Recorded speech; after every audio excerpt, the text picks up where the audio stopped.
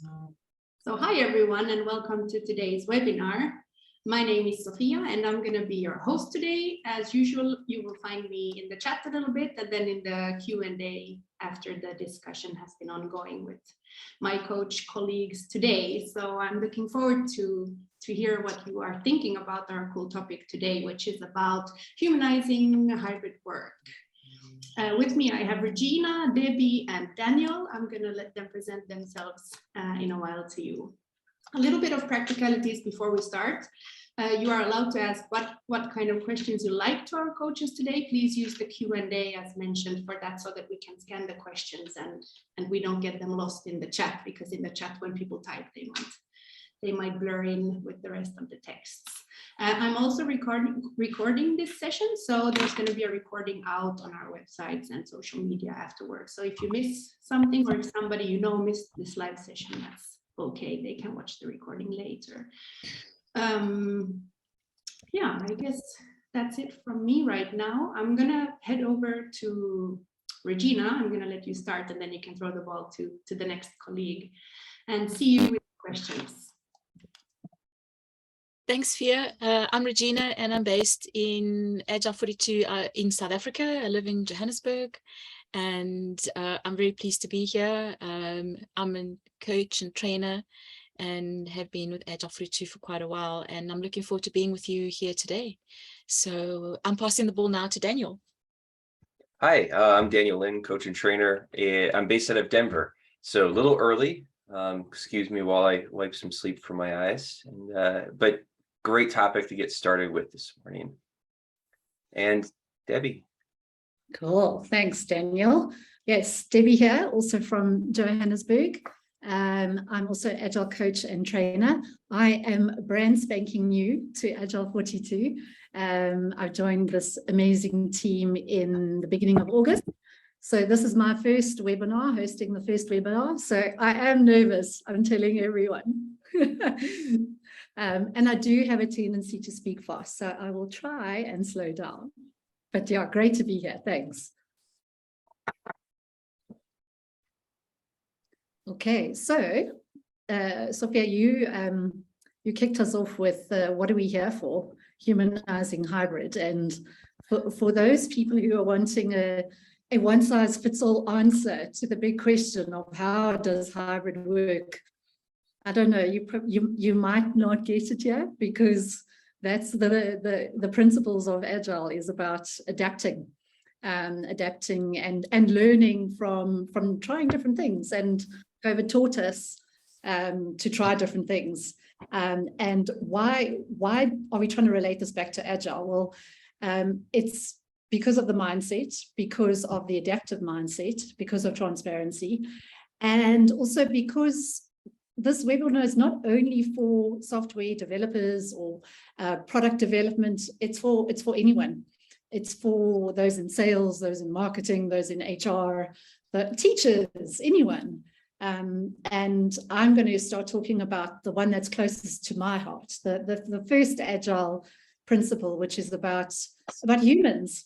Number one is people over processes, and that individuals and interactions come over processes. Not that processes aren't important, they are, but it's first about understanding the human and adapting our ways to humans. And I think that's the hard part about hybrid, because humans are all different. Everyone has got a different want and a different need. So how can we understand that better? How can we adapt to different human needs? I think that's the trickiest part. And my favorite question to ask is why? And Daniel, I'm going to use the question that you posed to us earlier, is with regards to humans and with regards to working in a hybrid way, is how do we create, how can we actually how do we know that people are working from home? How do we monitor that? And yeah, so do you have any thoughts on that, Daniel? You know, I think I've gotten to read a lot of articles recently about this question, and a lot of it also people pushing back against things. You know, I felt like before the pandemic, we had done a really great job of getting rid of silly things like quotas and worrying about time on keyboard and all these other things. And one of the things that's happened, or seems to have happened, throughout throughout everyone working remotely, and then as some people are coming back to the office and some people aren't, is some organizations have resorted back to kind of these control mechanisms. If I make sure someone's at their computer, then I know they're doing work. Or, and then of course you hear about people coming up with creative ways around that, like things that make mice, things that make your cursor move a little bit, random keystrokes, whatever. And now I can create this illusion of activity, even though I'm really watching Netflix. Or, so as soon as you create the adversarial environment, well, people are going to try to beat it, right? And of course, that's an extreme, but it's a fun extreme to play with. And I think a lot of it's just kind of going back to, what did we do beforehand when we stopped worrying about, like in programming, right? People used to go, hey, we're going to figure out how many lines of code you wrote. And everyone realized, well, this is stupid. I can make lines of code without actually making, real software. And I can game the system. And so we had started to get away from things that let people game the system. We had started to let people, focus on the outcomes, focus on what is it we're trying to accomplish. Are we working together effectively? Are we getting, and I think with a lot of the groups that we work with too, returning to team-focused efforts. So as opposed to, I'm going to hand out tasks to a whole bunch of people who are in different places, how do I bring teams back together? And then obviously, if there's someone who's just not engaged with the team, right, that becomes evident, as opposed to, am I monitoring someone's activity as opposed to engagement? I don't know, what have some of your experiences, Regina, been? Yeah, so some of my experiences have been quite similar to yours, and it's about, do you want your people to be efficient or effective? So do you want them to be busy? If you want people to be busy, they're going to be busy. They might be not busy with the right things. And or do you want people to be effective and work on outcomes and goals? So goal setting and manage the work, not the people, which is something we've always said here at Agile 42, and we also help our clients understand that. And I cannot overstress the importance of goals.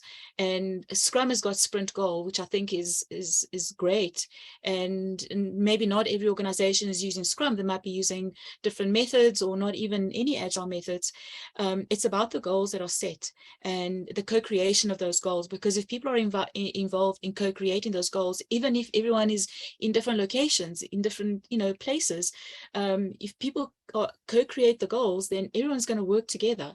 It's like they're busy building this ship, and they need to sail the ship from one side to the next, right? And they all need to ensure it's not going to sink halfway. I'm probably digressing a little, but it's a little bit about leaders also having the ability to tell those stories and to lead through telling stories and to get people on board with that. So goals are so important.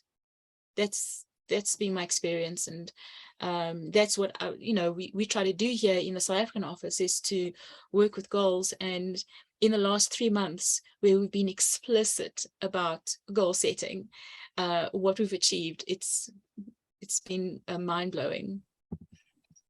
Yeah, I love what you said about it being effective, and I think that concept's changed over time. And it's now understanding how individuals can be effective, bringing their whole selves. Previously, you used to, go to the office and work Debbie has arrived and home Debbie must take my hat off and leave it at the door, and vice versa. When you come home, work Debbie stays at the door and home Debbie comes in. And I think it's about knowing how individuals can be effective by bringing them their whole selves. And by adapting, and employees adapting the environment to allow people a safe place, and I don't mean like physically safe, but where they feel safe, to actually bring their whole self so that they can adapt and really be effective. Because if you're constantly wondering about, are my kids okay, or you're not going to be effective if you are sitting in an office. It doesn't mean that you are going to be effective. Yeah. I wonder if I can maybe take the discussion. It's still to do with individuals and interactions. And I might be squirreling a little bit, and I'm a bit famous for that. Something which has grabbed my mind. It comes from an article in the Financial Mail, South Africa's Financial Mail magazine of July, and it's around how business schools can drag dinosaur executives into the post-COVID era, and they talk about the executives wanting people to come back and forcing people to go back to the office. And one quote has actually stood out. I've even highlighted it, and I'll just it's quick. And the quote is by Catherine Dugan, who is the director of the University of Cape Town Business School. And she says, some employers frankly don't care. They are not set up to cater to employees' emotional needs. Their empathy is directed more towards the corporate bottom line. And I'm very curious about what the rest of you think about that, your experiences. I don't know, Regina, if you happen, like, if it's easy in the context of this webinar to give a little bit more, like, what's the surrounding context to that? Yeah, so this. Good. Sorry, go on. So apologies. I guess what I'm wondering there is, it feels like this weird false distinction. Like, if I think back before a lot of us went remote, right, that was just a true statement in general. Many organizations were completely incapable of empathizing with the needs of their employees. It's one of the things that we often helped, that we would often help organizations with, is that by, meeting the needs of your employees, suddenly your employees become more engaged and more effective. So I guess, what about remote or hybrid work were they calling out that makes that somehow different or new? Yeah, well, the context of the article is how business schools can adapt their MBAs and their leadership programs to help leaders and managers work with a not only diverse workforce, which is quite relevant here for our country in South Africa, but also a workforce that is dispersed, is remote, is not in the office. Because it's easy when you walk out of your office and you see these like long open plan areas of people, and now you don't have that, right? You are in your office at home, and you are seeing people in your screen, and you can only fit in, say, 20 people on your computer screen. And it's what can business schools do to help managers manage and lead in a different world? The assumption, of course, being that this is here to stay, and that insisting people to go back to the office is not the way to go about approaching this situation, or that a lot of us and our clients find ourselves in. Yeah. Yeah, and I think that's a great angle to look at it. And it's so nice to hear that trainers or coaches are thinking about how do they help leaders and how do they help managers. Because I think something that I've observed is sometimes, the decision comes from top down, is you will go back into the office. And sometimes the middle managers then, they're resentful of that. And it often comes down, they push it down onto maybe the teams that are so effective at working at home or coming in once or twice a week. And because they have to be present, because they've been told you have to come in, and I've seen that. I've been working remotely or hybrid for many years, and I did get a lot of resentment from people around me. Is, why are you doing it? Why can't and now everyone's got the opportunity. And I think if you state your why, if everyone knows why, then for me that's a great starting place. And it's a good question to ask top leadership if they are mandating people. It's why.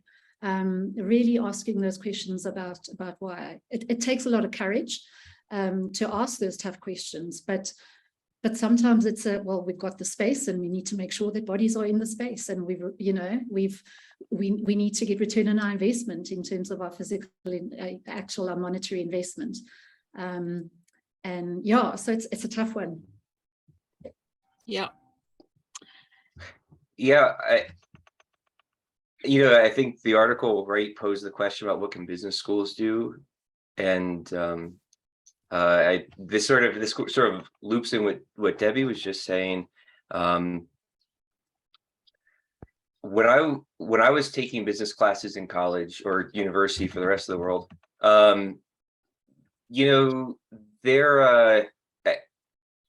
no one talked about the people in the organization. They talked about knowledge. They talked about various types of resources in a very abstract way. There was an acknowledgement that there were people who needed to be on an org chart who kind of had to report, but they were this abstract concept of people.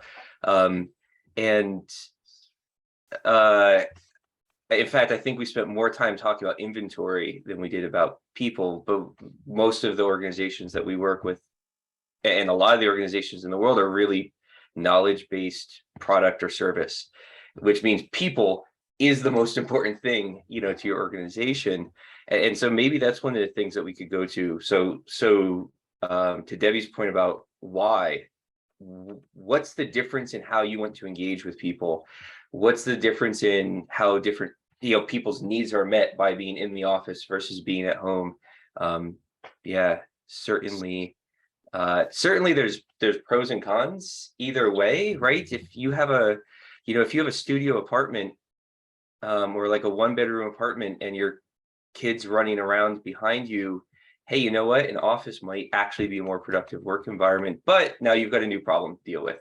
How are you going to deal with childcare, right? Which is harder or easier in different parts of the world, right? So yeah, I think honestly, to the article's question about what can business schools do, maybe they can explore the human element of it, and how are you setting up people to be able to be productive in a job that they want to be productive in, as opposed to how do I shuffle people's chairs around?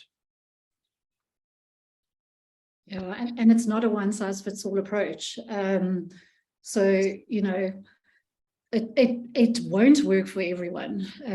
Hybrid is not applicable. It's not just a blanket go hybrid or go remote. It really is adjusting to the context of the people in the business, because there are some things, some industries, even some towns where you can't go hybrid, or you can't work remotely. There are those constraints.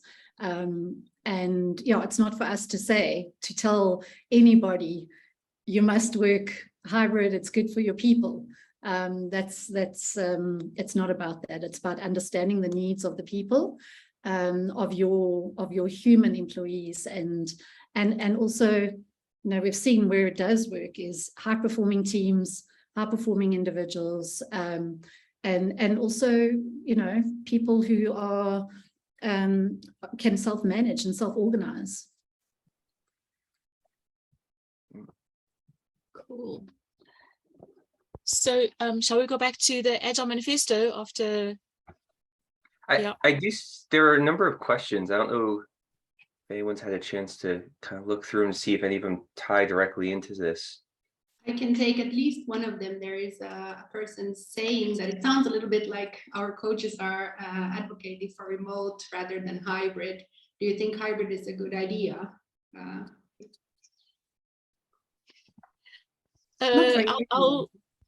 Pardon, Debbie. I'll give a stab. Hybrid is a good idea. Yeah, I think hybrid is a good idea. And I suppose I'm biased because at Agile 42, I've been hybrid since 2015. And by that, I mean that when I was not at my clients' offices, I was working from home. And, as a team, we did great work. in that way. You know, it didn't mean that I was at home and not doing anything. I was actually working. And then COVID came and we became fully remote. So the transition wasn't terribly difficult. And now we are going back to hybrid. And the genie is out of the bottle, if I can use that, in that people have experienced what it's like to work remotely. And there are benefits and there are disadvantages. And the disadvantages are probably, you know, it's around maybe loneliness, mental health issues and things like that. And now people are going back to the office, right? And going back to the office is not just spending 1 day or 2 days at the office and then arriving and putting your headphones on because the rest of the team is at home, but is when do you go back to the office? For what reasons do you go back to the office? What are the events that will bring everyone back to the office? And I think that's what we need to think about and help people understand. You know, it's not just go back to the office because it's your roster, it's your turn. I need to be in the office on Thursdays, and then you put your headphones on and log on to Zoom or Teams. It's like, you know, as a team, when are we going to go back? And everyone goes to the office a few times a week, once a week, whatever the case is. I think that's a really good point, right? If I'm in the office and put my headphones on and zone out, I could have done that at home with less cost to the company, less commute time, you know, less aggravation. I've literally gained nothing from going to the office except a whole lot of, you know, discomfort and aggravation. So I think that's a, you know, really good point, is that a lot of time that's spent in the office, genuinely, we get nothing out of it.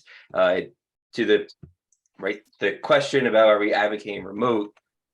I just kind of want to plus one, you know, what you said, Regina, like, let's actually use that time effectively for the things that we get more benefit out of when we're face to face, talking to each other live. Let's really leverage the benefits of all being together in person. Yeah, it's about the humanizing aspect. So it's about going to the office and doing work, maybe backlog refinement you want to do together because you want to do some whiteboarding. Maybe the planning is together, and the retrospective, everyone goes, maybe all the Scrum events, if you're using Scrum, we go to the office for our Scrum, except the daily Scrum. We're in the office for those events during the sprint, and then we also connect with each other on a human level. And I can still work at home for the rest of the time because I can really focus. And I'm just curious, and this has just come to my head right now, is if people's focus has changed, if there's been more focus, or people are more defocused, more hyper because they're at home. I mean, I don't know. Maybe because there's more coffee. That's me, but that's just neither here nor there. Yeah, so I think it's always go back to the why. And why does someone need to go into the office? And it would be for those human connections, strategy sessions, for C-level executives. I'm sure they also far more productive when they're in their own space, and C-level executives often have their own offices. So even in an office, they have thinking space. And I think that again is be intentional and use the going back or gatherings for the purpose of connectedness and connections. And I think also just in terms of how should it be done, it's if your people are delivering, it shouldn't be dictated to how you're going to work. They self-organize, they self-manage. So going back to those 3 principles of why, what, and how can often simplify a decision. I'm thinking also about many people were kind of forced to work remotely during the pandemic, right? And it's also one of the questions here, like, when you go back to the office, or if you work in a hybrid or a remote session, how do you build these team feelings again, or like the relationships within your team? How can you get this feeling of actually belonging somewhere when you've been a long time already at home, for example? Yeah, and it's those events that make it important. And it doesn't have to be a sprint event, because that can be quite transactional. So what are those events or that bring people to the office? And there's a software development house here in Joburg, and they often have these events, and I love it. They've got hackathons, which happens once or twice a year, but then they also have like the Learning Friday, and everyone comes to the office and everyone's happy to see each other. And it's not just about learning, but it's about communing with each other, and the sense of community. Communities are important. They've always been important, and perhaps they're even more important now. And it's not an external community to us at the organization. It's like our own internal community, so that we can actually create and also maintain those relationships and connections. Yeah, and as you were talking there, Regina, it made me think about one of the other Agile values, which is all about customer collaboration, whether you call them customer, clients, users, and how can we actually leverage that? And a lot of what I've seen also is now your clients, your users, your customers, they actually prefer engaging virtually or remotely than actually face-to-face too, for the same typical reasons. But I think, again, it's that choice. How do your clients, how do your customers want you to engage with them, and asking those questions? Because it's all very well just saying, well, you're client facing and you must go to the office and people must come, and that's where you see clients. Well, maybe it's not where clients want to see you. So as we're talking through this, I'm watching some of the things in chat. I'm watching some of the questions that are coming in, and there are a lot of questions about how do I approach? I have people in different places. Even if I'm in the office, I saw one. Sorry, I'm going to paraphrase it, but it was like, if I'm in the office, but half of my team is distributed around the world, then what, right? Like, I still have to have all these remote meetings, and I want to kind of pull us back to this. Yes, you do. Just like before, the reality is none of these, I think one of the things we'll point out is none of these are actually new problems.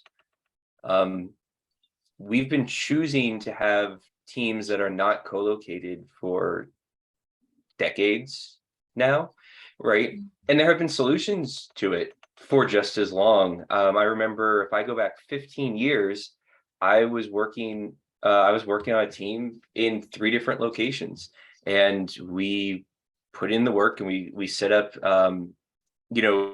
things so that we could easily talk to each other. We had video feeds into the different locations.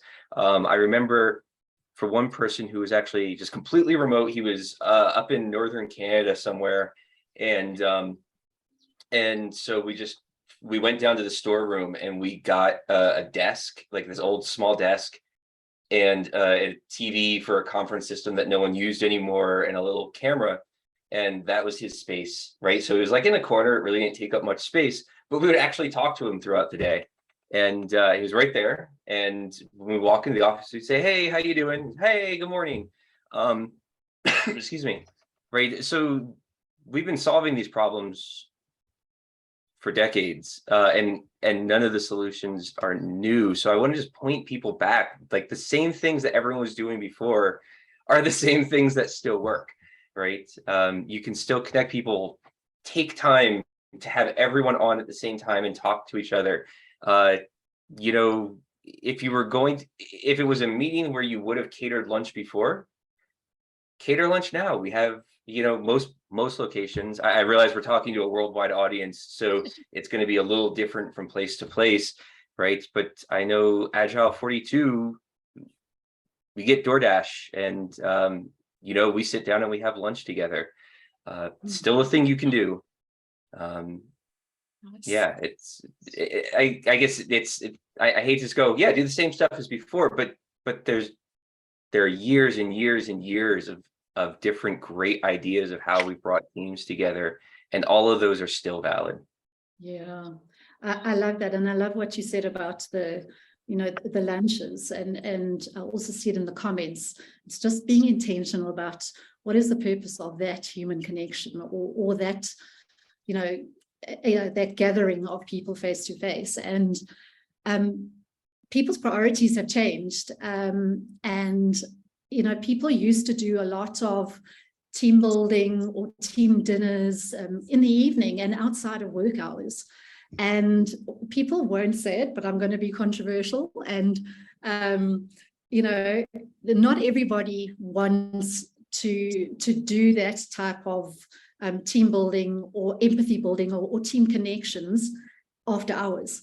And they want to build connections with people, but it's when it is. And now what I've seen that works really well is actually having those team connections, team buildings, whatever you want to call it, team lunches in the workday, because that allows you then to build the empathy, build the relationships, so that when you go and you work remotely, you've filled your cup. You've built that empathy with your teams, but now you can actually get work done. So I've seen that work to great effect. And the reality is people's priorities have changed. Yeah, and personally, I'm not a fan of, dinners. I mean, evenings is my family time, right? I don't want to be out and things like that. I want to put one thing out there too to be careful of is, because I've seen this happen in a lot of places. Don't replace something that worked really well internally, like when people work co-located, with something that works very poorly remotely. So one of the things that I see show up is, let's say we have a team of 5 people, and when I was done with a thing that I needed to do, I would go to the next person who was going to pick it up for me, and I would walk over to their desk and I would tell them, hey, here's where I'm at. This was done. I know this thing looks a little weird. Here's why. Now you have the information to go do your part. And that can work really well. Good in-person collaboration. And then we replace that with, I've assigned it to you in Jira. No handoff, no collaboration, no. Well, of course this doesn't work as well, right? So I want to, I think someone's reacting violently to that idea in chat. So be aware of that too. Again, going right back to the first thing about, what can we do teaching business leaders, right? What's happening with the people? So as soon as I look at that, they go, oh, hey, look, handoff, yay, we solved the problem. No. If we look at the people, these are actually very, very different activities, and we've broken something that used to work. And then we might go, see, remote's garbage. No, you came up with a bad solution and you broke part of your process by using an ineffective approach where it used to be effective. Absolutely. We've seen those things being thrown over the fence and hoping somebody catches it. And I suppose that's also the collaboration part, and actually using technology and software to your benefit for those, facilitating those handovers, and facilitating the conversations that happen when something is handed over. I mean, I've seen awesome collaboration with developers who, okay, I'm going to stereotype, are introverts. Not all of them love to engage face to face, and it has worked so brilliantly using virtual whiteboards, different platforms, Teams for chats, and the use of GIFs and emojis. And we used to have a GIF Friday where you could only respond via GIFs, and the level of interaction was just astounding, and it's fun. So you can still have that office banter. Yeah, you definitely can. Also, the simple rules about assigning work, or moving work from one state to the next state, and it makes the simple rules that the team works with quite important. So, and it can be as simple as when a developer finishes their work, then before assigning it on Jira or changing a state on Jira or doing whatever, have a call with someone. It can even be a WhatsApp call. Doesn't even have to be a video call. Say, oh, by the way, I'm sending this your way. I think it's only nice to do that. It's the human interaction. The person's expecting it rather than just a Jira pop-up without any context. And inevitably, people are going to hopefully ask each other how they are, and not just make it about, I'm sending this your way. It's, hi, how are you? Yes, how's it going? Yeah, having coffee, whatever. I'm sending this your way. Oh, tell me a little bit more about it. And then the context is set, which has the double benefit of helping build and maintain that empathy, and also make it about the work, focus on being effective. Coming back to that chit chat and how are you doing and so on, there are a few questions also about this when you're collaborating with people and you may maybe not have a video call or something with them, but then you ask them kind of, how are you? And you just get, I'm fine, or it's okay, or something back. How can you kind of react and ask questions about this? Because the culture might be that you do coffee breaks together or something like this, where you actually also read body language and whatnot from your colleagues. But now if you can't do that, how do you know that Daniel is actually fine when he tells me on the call before the Jira pop-up that he's actually fine? Do you have any tips on that? Such a great question. So Fia, something that immediately popped to mind is cameras on. It's so that you can pick up on those nonverbal cues. And because human beings don't just communicate via their words, it's via body language. You can see in someone's eyes. When I was a Scrum Master, our daily Scrum was cameras on. And then you can pick up, and also that's about knowing the people that you work with. When someone's off. If their camera's off and they're being quiet, you don't know. But if cameras are on, you can always follow up. And as a team members and teammates, and again, I saw this work amazingly well, where another developer actually phoned me the one day and said, look, so-and-so is not doing well. We actually just had code review and this is what's happening. And you can develop those relationships through nonverbal cues and picking up on things. And yeah, I know not everyone loves having cameras on, but for me, that's part of being hybrid, is accepting the fact that it's cameras on.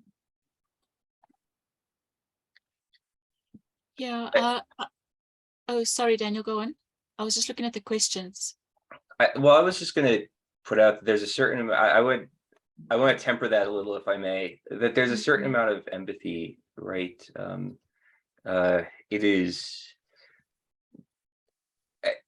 I'm not going to speak to all the research because I don't want to pretend to be a researcher. I know you can read plenty of things about it, but it is exhausting to sit on Zoom. And some people do it for 6-7 hours a day. And sometimes they need a break. I think one of the other things that has happened too is because people have started to view like a Zoom call as the only way to interact with people, they just book up call, and you're just like, can I use the bathroom for 5 minutes, please? Can I just stand up and move? And so, yeah, so there is a bit of a balance there. That said, if you're, let's say you even did half cameras on, well, but if you're actually interacting throughout the day, even 20 minutes of seeing someone's face is going to get an idea of, if they're engaged with the rest of the team. Yeah. Yeah. Sorry, go ahead. Yeah, I don't know if this is going to answer some questions, just some experience here at Agile 42, South Africa. So we use Slack and we have a daily scrum every day in the morning. and we've got we've got a sprint goal, and we work with sprints.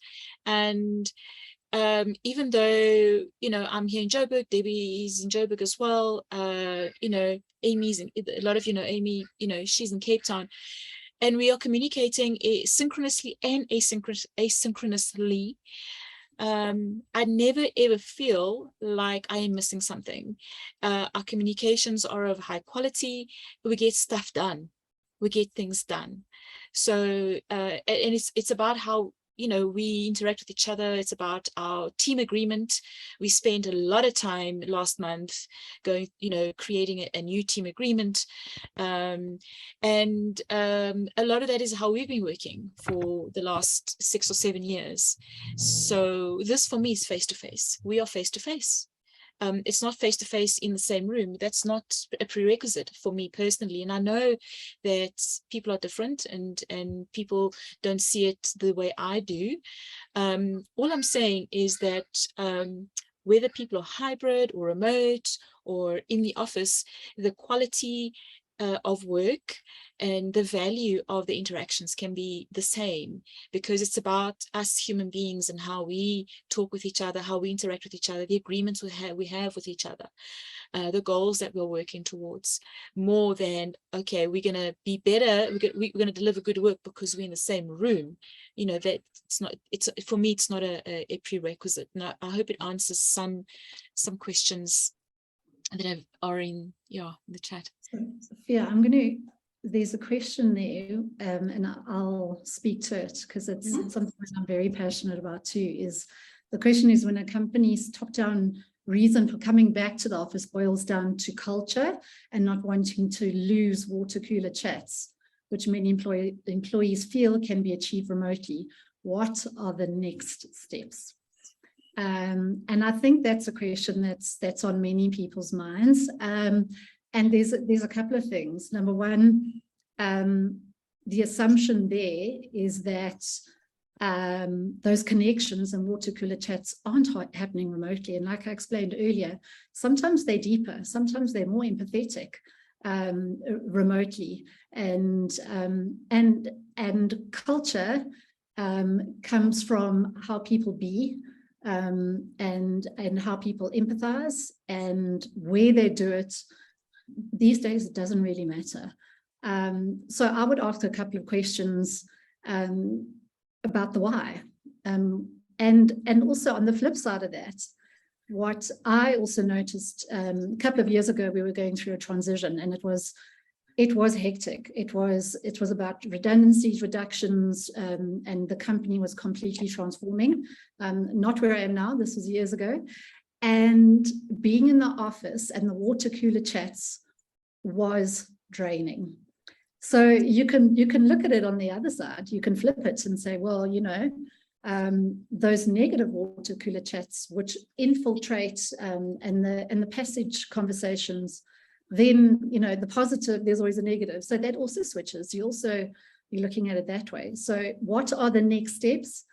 It depends. And I would just start having a conversation empathetically and listening and understanding why people think that you can't have connections or build a culture remotely. Thank you. Here's another kind of good question that I would also like to ask you guys, and it's about hybrid facilitation. So if some people in your team then is in the office and some connect remotely, how do you work that out with the group? So I've seen this done two ways really well. This answer might seem a little tongue-in-cheek, right? You can either make everyone feel like they're in person or make everyone feel like they're remote. But what I mean by it is, I facilitated a week-long workshop where all but 2 people were in person, right? But all of the interaction that we did, was on, in this case, it was a Miro board, right? So everything was on a Miro board, everyone was on camera, everyone was interacting. We made sure that we were in a room that had good acoustics so everyone could hear, even kind of like the side conversations. So if people had a side conversation that was too loud, you'd still have to be like, hey, maybe bring it in, you're interrupting the rest of the conversation. When we broke into breakout rooms, we'd make sure that that people remote were included in on it. So everyone interact, instead of interacting on paper, or on a whiteboard or anything, well, you're just doing it on, on some sort of electronic tool. To make that work requires an investment in technology for your location. It can't be everyone's looking at their laptop monitor. That's going to break down really, really, really fast. You're going to need some very large monitors that are big enough that everyone in a conference room can see it just as well as if we were putting sticky notes up on a big board. They need to be clear. All of your audio needs to be really good. So if you want to take that approach, you need to invest in it and make sure people's, have the equipment that they that they need to make that function. The other way that I've seen work really cool, I was at an organization, again, this was back before all of, so many people went remote, where they had a couple of people who were working remotely, and they would get ambassadors. So when they were doing small group work and they might be up at a board, there was someone whose job was to take them around and make sure they were included in the conversations, right? So make sure they felt like they were there, they were present, they were hearing what they, what they needed to, and their voice was heard. Again, we're right back to human interactions, but you got to either invest the equipment in letting everyone interact with electronic tools, even when we're in person, so that people don't revert back to physical things because the electronic tools are insufficient, or you got to invest the energy into always making sure those people who are remote are active in the conversation. Yeah, I'm going to add to that as well, Daniel.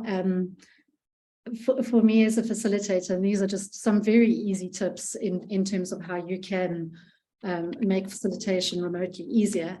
For me, I'm standing now. So as I would facilitate in person, I stand so I can move around. And I've got making sure you just got everything around you. I've got my stickies. I've got my water. I know it sounds like stupid things, but often people jump on a call or they jump into a facilitation and they're not set up to make themselves feel comfortable. So for me, like little tricks can actually help you feel comfortable, and that's the main thing as a facilitator. Can you then, guys, just define what hybrid work means to you? What it means to me is a combination of being in person and being at home, and it can take many forms. It can, as I described earlier, I'm hybrid. Sometimes I'm training in person, or I'm coaching in person, and other times I am not. I'm working at home. So that's the one scenario. The other scenario, of course, is different. It's teams where some team members are at home and others are in the office, and then they go to the office or stay at home most of the time. So it's not one or the other. It's a combination. And yeah, what's coming to, oh, sorry.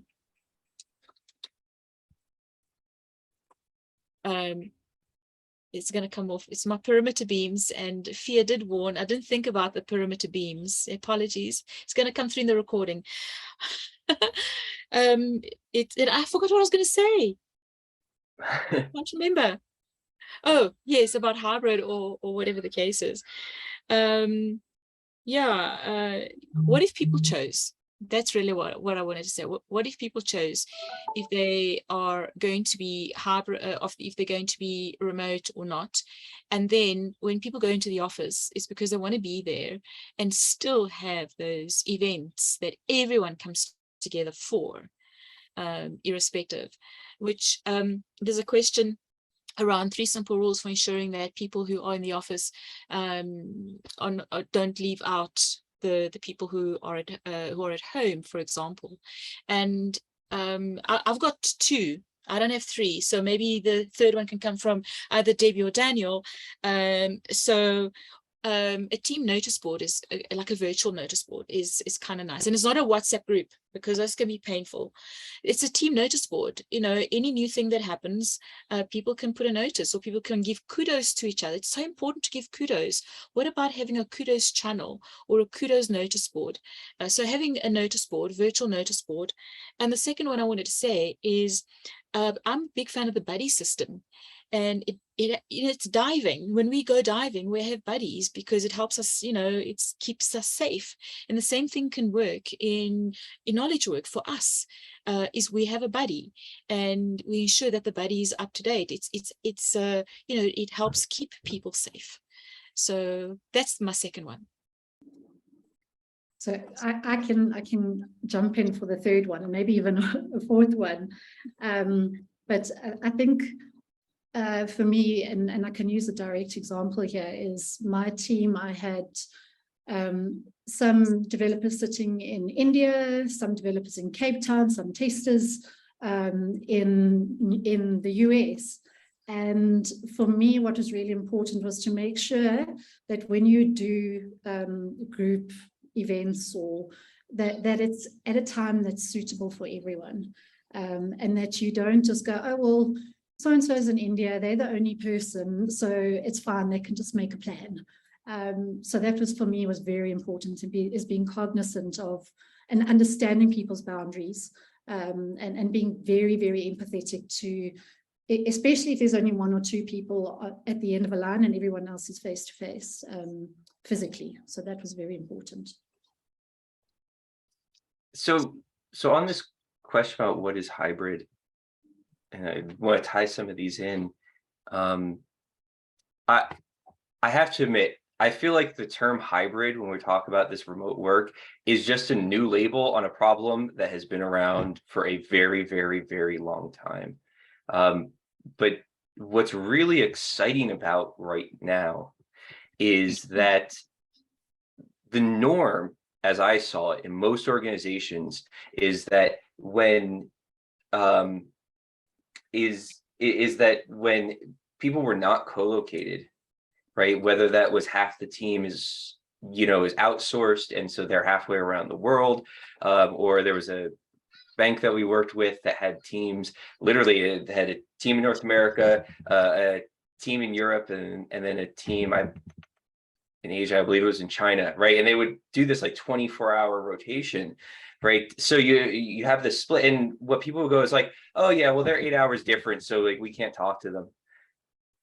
Or yeah, that's just, hey, it's just the nature. They decided to outsource it, not my problem, right? So we were very dismissive of it. I even ran into this, I spent quite a few years working. I'm just in mountain time in Denver, and then worked with a team that was 2 hours ahead in Eastern time. So just 2 hours different, which seems like nothing anymore. But people be like, oh, well, we can't work with them. They're 2 hours off of us. How are we supposed to organize a meeting? So people would be so dismissive of this idea of, and again, this, whether it's teams in different time zones, which I know someone called out in a question, people working from home, people working in different offices, whatever it is, this has been the same thing. And for the longest time, people would just, what are you going to do? Now, because of the pandemic and everyone had to scatter and kind of work remotely, people have come up with all kinds of cool ways to solve this problem. There are just thousands of tools and techniques and everything out there to build teams remotely, to facilitate Scrum events remotely, to connect between teams that are on radically different time zones.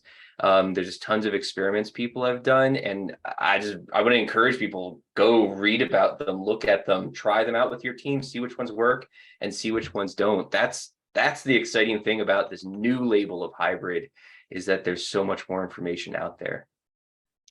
Yeah, I gave you the double thumbs up there, Daniel, because I completely agree. It's for me, it's a label that everybody uses very loosely. So what does hybrid mean? What does remote working mean? To me, it doesn't matter what it's called.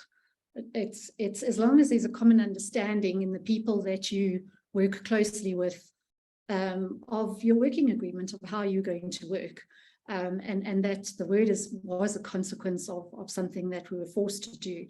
But I think in terms of how managers, leaders can really understand this and what's the definition of hybrid, how you're going to define it as a business, is engaging with your teams, with your employees, and trying new things. Like you said, there's so many different ways that people have problem solved the solutions themselves, and try it.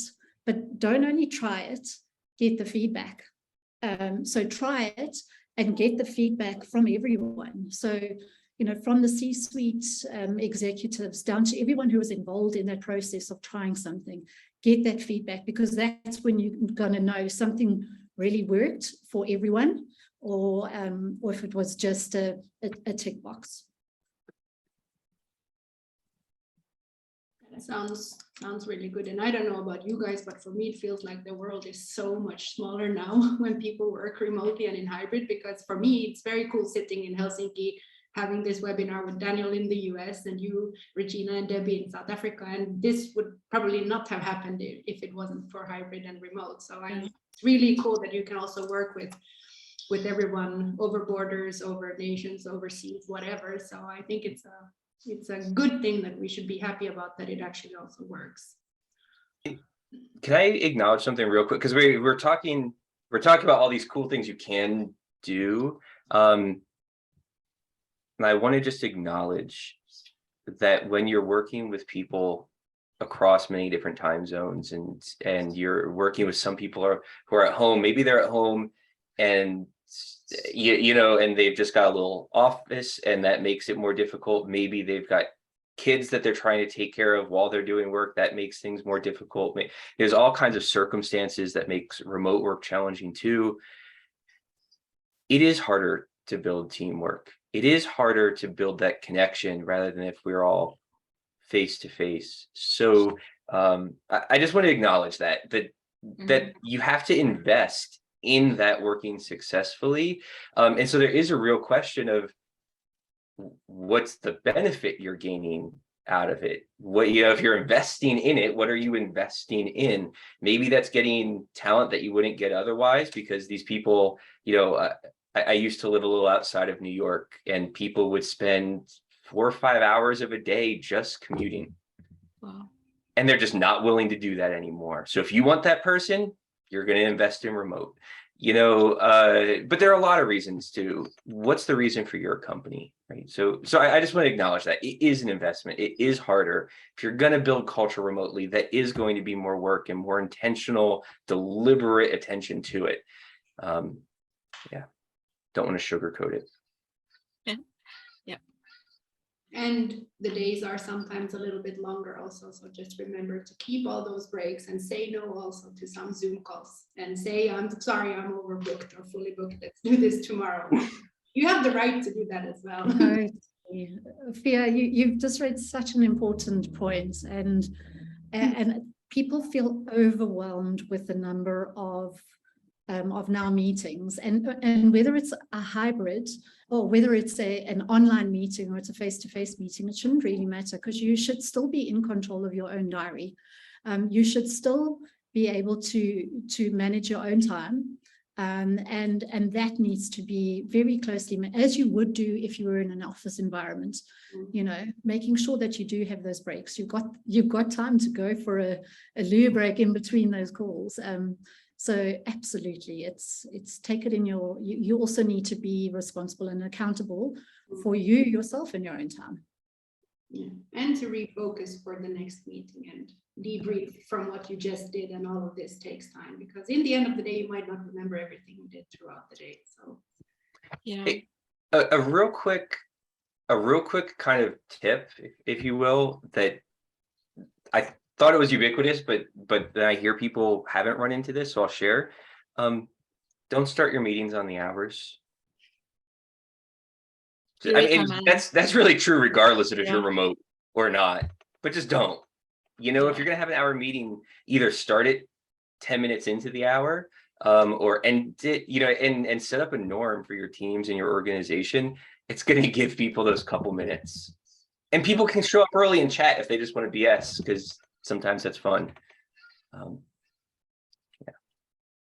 Thank you, guys. It's been really, really interesting to listen to your discussions. And thanks everyone also for asking the cool questions and bringing your thoughts also to this discussion. It's been very valuable for us. Unfortunately, it's already 5 o'clock, so 6 o'clock my time if you're checking my wall. So it's time to end the webinar for today, but stay connected with us. You can join the free community to discuss more with our awesome coaches. And you can also do e-learnings with us. You can sync with us on LinkedIn or via email. If you have any questions, we're here to help you. So feel free to reach out. And I hope to see you also in the next webinar that we will have next month. Until that, stay safe and have fun at work. See you. Thanks, everybody. Thank you, everyone. Bye.